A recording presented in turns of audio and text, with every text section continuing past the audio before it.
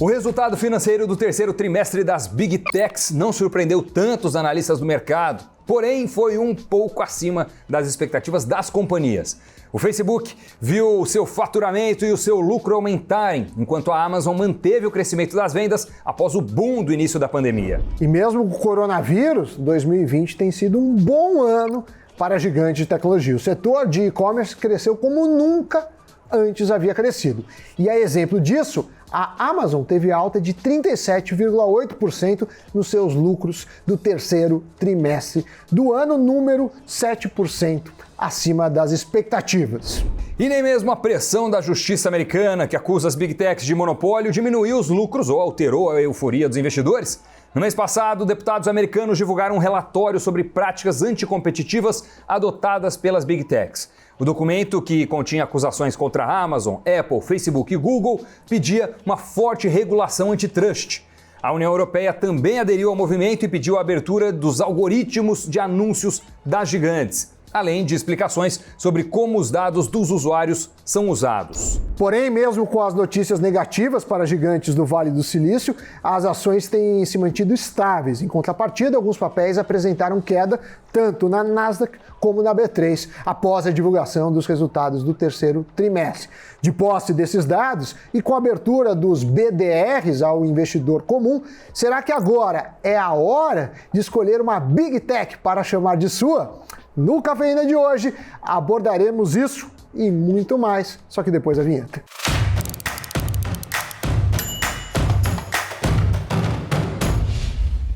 Amiguinhos e amiguinhas, você, eu, os nossos seguidores, o pessoal que assina o canal sabe que aqui a gente sempre fala de vários temas, muitas vezes das empresas mais valiosas do ponto de vista do mercado. E também a gente fala de investimentos, quais valem a pena, não valem, vantagens e desvantagens. Mas sabe qual é o animal que não vale mais nada, Doni? O animal que não vale mais nada? Não sei. Piada antiga, javali.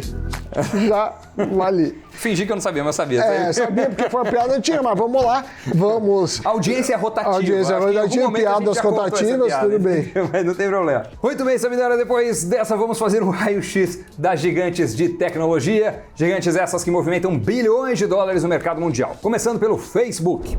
A companhia de Mark Zuckerberg é hoje dona de 4 dos 5 aplicativos mais usados no mundo: Facebook, Instagram, Messenger e o WhatsApp. Diariamente, quase 2 bilhões de pessoas acessam o Facebook, sem contar os demais aplicativos.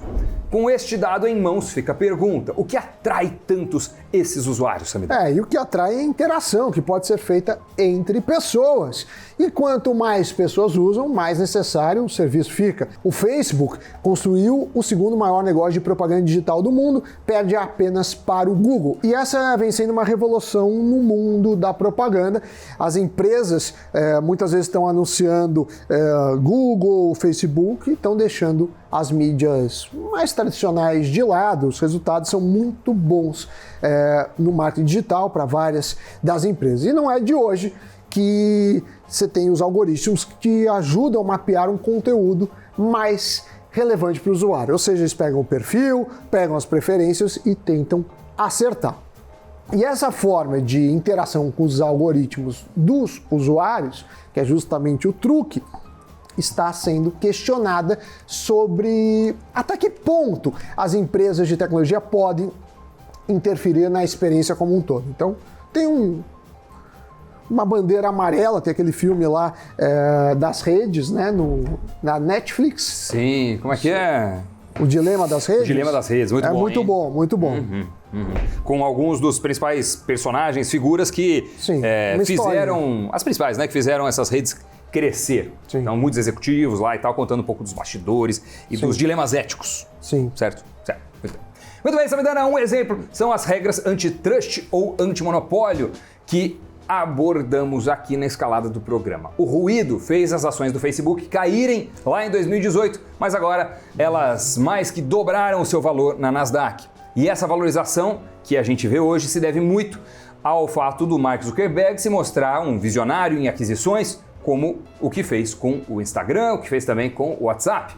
Além disso, a rede social também tem apostado em novos serviços, como o Facebook Dating, que concorre com o Tinder. O Facebook Gaming é outro, que concorre com o aplicativo de jogos Twitch, além do marketplace da rede, que concorre com OLX, site de compras e vendas de produtos. Mas como nenhuma empresa está livre de concorrência, o Facebook tem que ficar de olhos bem abertos com o TikTok da chinesa ByteDance, que vem oferecendo boas experiências aos usuários. A rede social, que é conhecida por seus vídeos curtos e bem bolados, vem ganhando audiência cada vez maior. Para competir, o nosso amigo Suzuki criou o Reels, que é uma ferramenta muito chupinhada do TikTok, que está no Instagram. Exatamente. Bom, depois desse breve raio-x, vamos aos números, que é o nosso forte. No terceiro trimestre, o Facebook reportou alta tanto no faturamento como no lucro por ação. A receita de 21,4 bilhões de dólares foi 22% maior e o lucro por ação foi de 2 dólares e 71 centavos por papel. Já o resultado líquido foi de 7 bilhões e 850 milhões de dólares, 29% a mais do que o registrado no mesmo período de 2019. Ou seja, nem o período eleitoral americano foi capaz de afetar o crescimento da empresa envolvida no escândalo de vazamento de privacidade da consultoria de marketing político Cambridge Analytica. A gente lembra um pouco dessa história, né? E você sabe que desde 2017 a empresa britânica teria usado informações sem o consentimento de ao menos 50 milhões de usuários do Facebook. E estes dados seriam utilizados para traçar perfis psicológicos de eleitores pró-Trump, por exemplo, nos Estados Unidos, pró-Brexit no Reino Unido. A denúncia, que foi feita pelos jornais The New York Times e The Guardian, levantou dúvidas sobre a transparência e o compromisso da empresa com a proteção de dados dos usuários. Na época, o valor de mercado do Facebook encolheu 35 bilhões de dólares. Mas agora vamos analisar a gigante, liderada por Tim Cook, a Apple. Além de registrar queda nas vendas de smartphones após adiar o lançamento do esperado iPhone 12, teve recorde nas vendas de laptops e computadores. Esse aumento nas vendas dos MacBooks é justificado pelo período de isolamento, onde muitos começaram a trabalhar e estudar de casa. Com isso, a cesta de serviços por assinatura da companhia também se destacou e apresentou o melhor resultado da sua história. Foram registrados 15,5 bilhões de dólares no terceiro TRI, uma alta de 16,2% quando a gente compara com o mesmo período de 2019. Nesse setor, a gente está incluindo desde a Apple TV, Apple Music, Apple Arcade de games, além de serviços em nuvem e a loja de aplicativos. Atualmente, a cesta de serviços da Apple é responsável por 22% da receita anual total da companhia. A empresa faturou 64,7 bilhões de dólares, uma leve alta, mais ou menos 2% se a gente comparar com o mesmo período do ano anterior. Já o lucro foi de 12,67 bilhões de dólares, foi menor do que o registrado no terceiro TRI de 2019. As ações da empresa caíram na Nasdaq depois que seu balanço foi divulgado, a gente está falando do dia 30 de outubro. E essas ações que são negociadas na Nasdaq estão lá na casa de 108 dólares. Já no Ibovespa tem aquele desdobramento de BDRs, né? Não é uma ação, são vários BDRs. O BDR vale R$62. E os papéis tiveram queda de basicamente 6%. Agora tem que ficar de olho nos próximos passos. Pois é, e não podemos esquecer que esse trimestre também foi marcado por uma guerra no mundo dos games. A Apple travou uma batalha contra o jogo mais popular do mundo, Fortnite, depois que a Epic Games, a empresa responsável, tentou driblar o pagamento de 30% sobre as transações realizadas pela App Store.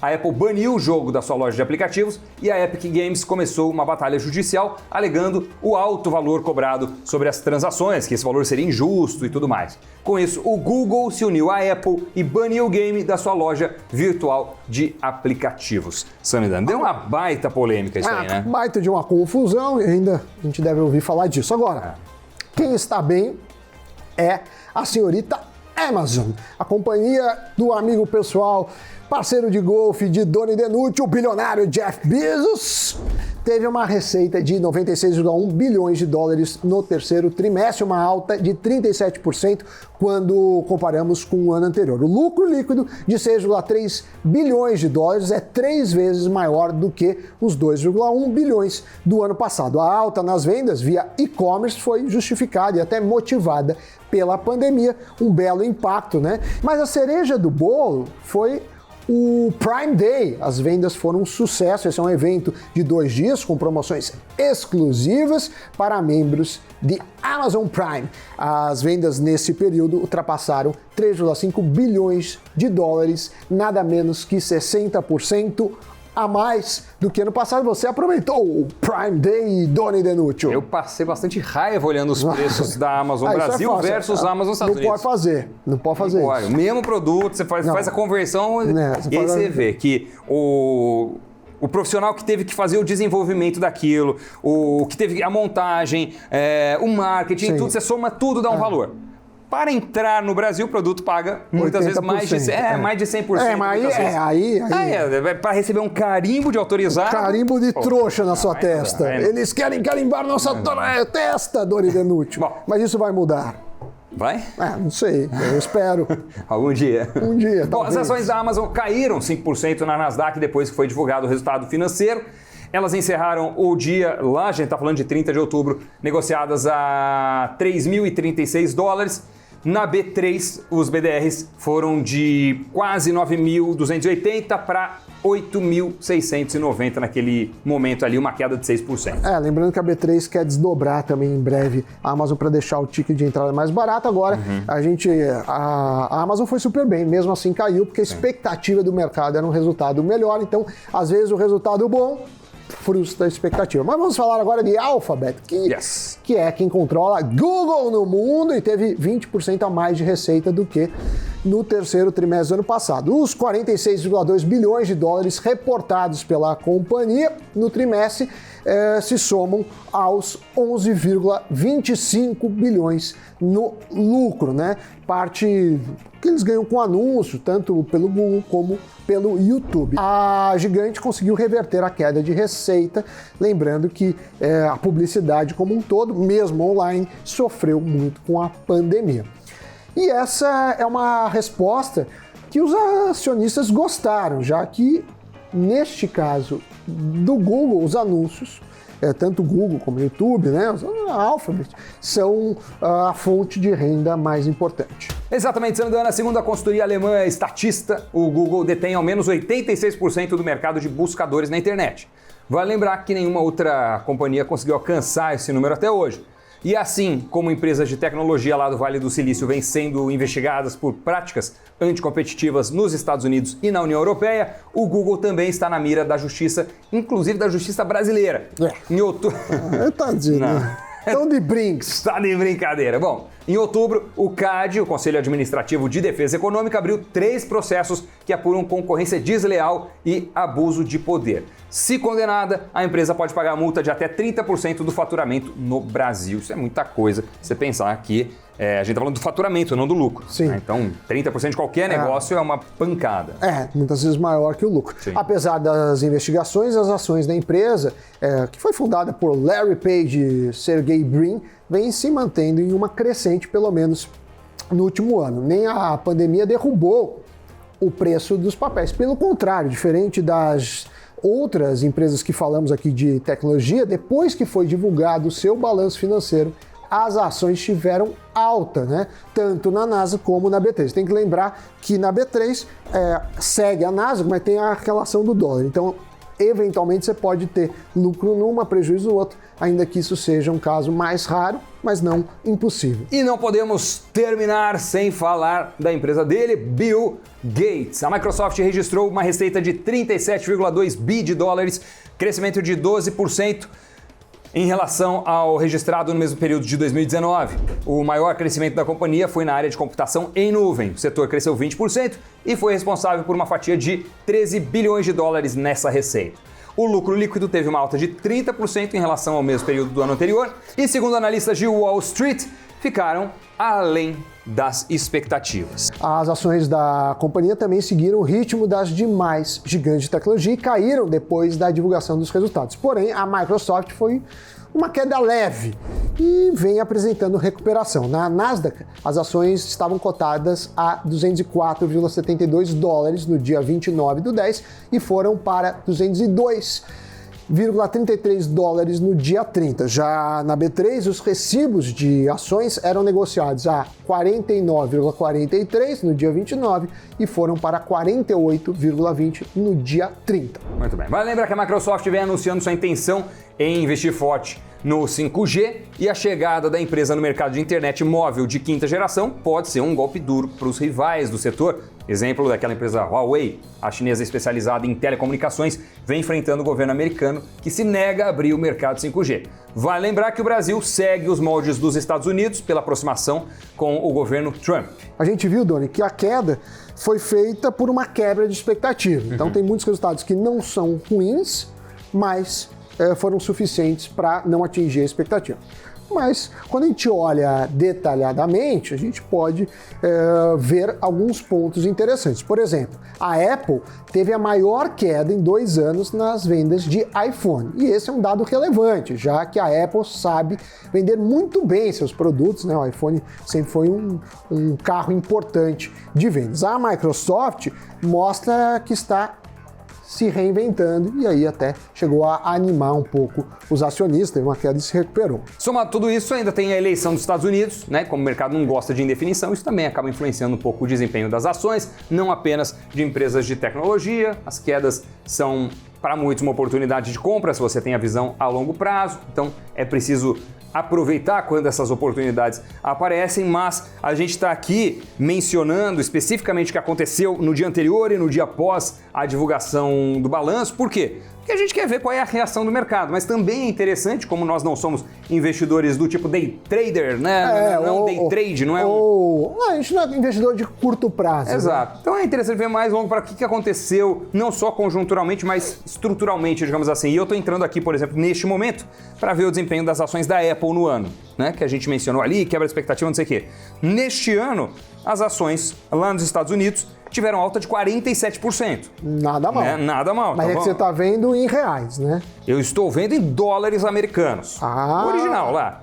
Amazon. Em real, então foi muito Amazon, mais. 60% de alta. Alphabet Stocks Nasdaq, year to date. Foi sucesso.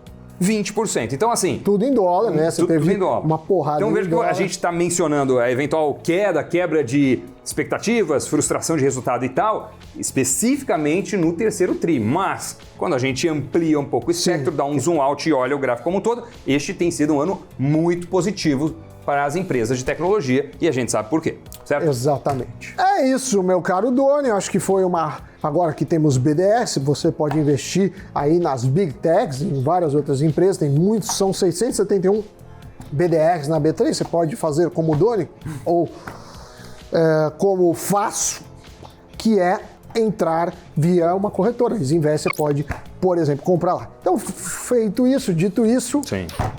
Giro de notícias.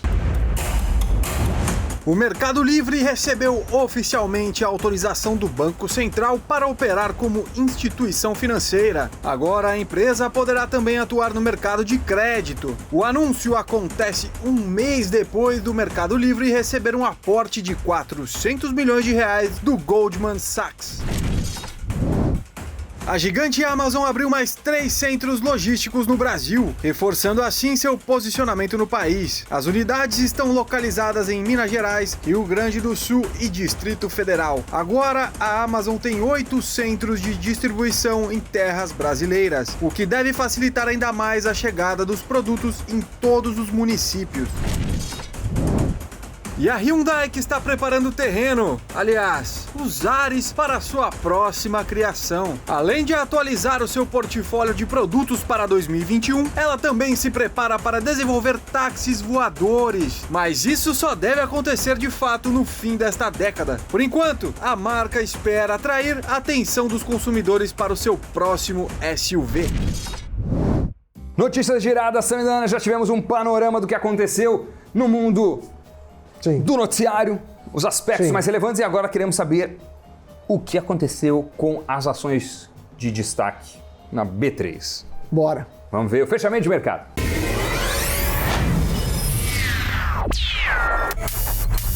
O Ibovespa subiu 2,57% e fechou o dia com mais de 103 mil pontos. A vitória de Joe Biden como novo presidente dos Estados Unidos, além da notícia de que a vacina da Pfizer possui 90% de efetividade contra a Covid, animou os mercados. As maiores altas foram de Gol, Azul e Lojas Renner. Já as maiores baixas foram de TOTUS, B3 e Via Varejo. Enquanto isso, o dólar ficou praticamente estável. A moeda americana fechou o pregão cotada a R$ 5,39. Tudo bem, Doni, é isso. É isso. É isso então, bichão. Sem mais delongas. Sem mais delongas.